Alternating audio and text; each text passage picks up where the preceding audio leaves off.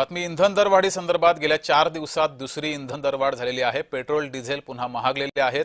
इंधन दरवाढीमुळे सामान्य नागरिकांमध्ये तीव्र नाराजीचं वातावरण आहे। या नागरिकांसोबत बातचीत केली आहे आमचे प्रतिनिधी रवी ढोबळे यांनी। पाहूया। पंतप्रधान नरेंद्र मोदी यांनी आवाहन केलं होतं की पेट्रोल डिझेल जे आहे ते कमी वापरा। मात्र 2च दिवसात जे आहे ते दुसऱ्यांदा पेट्रोलची वाढ झालेली आहे। पेट्रोल जे आहे ते 91 पैशाने तर डिझेल जे आहे ते 96 पैशाने जे आहे ते वाढ झालेली आहे। मी सध्या सोलापूर शहरातील पेट्रोल पंपावर आहे। आपण नागरिकांच्या प्रतिक्रिया आहे ते जाणून घेणार आहोत। काय सांगाल पेट्रोलच्या दरामध्ये आज दुसऱ्यांदा वाढ झाली? मोदी तुम्हाला साष्टांग नमस्कार आहे की तुम्ही देश विकायला काढलात का देश प्रगती करायच्या मार्गावर तुम्ही करत आहात का तुमचं समजत नाही।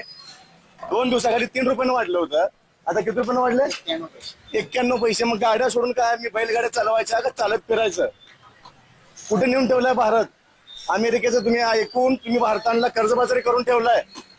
हे तुम्ही असंच चालत राहिलं तर एक दिवस आपल्यावर हुकुमशाहीची वेळ येईल। आत्महत्या करायची वेळ आली आता।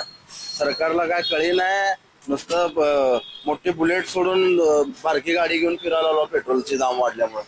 आणि सगळ्या शेतकऱ्यांचा, आम्ही शेतकरी स्वतः, ट्रॅक्टर आमचं इंधन शिवाय चालत नाही। इंधन जर तुम्ही वापरू नका म्हणत असेल तर मग आमची ट्रॅक्टर कसं चालायची, शेती कसं पिकायची? सरकारला विनंती आहे की बाबा तुम्ही खरंच हे पेट्रोल डिझेल दर वाढ न करता तुम्ही तुमच्या सरकारी तिजोरीला झळ पोचल त्या पद्धतीने तुम्ही करा, पण नागरिकांच्या खिशाला झळ पोचल असं करू नका। रवी ढोबळे, जय महाराष्ट्र न्यूज, सोलापूर।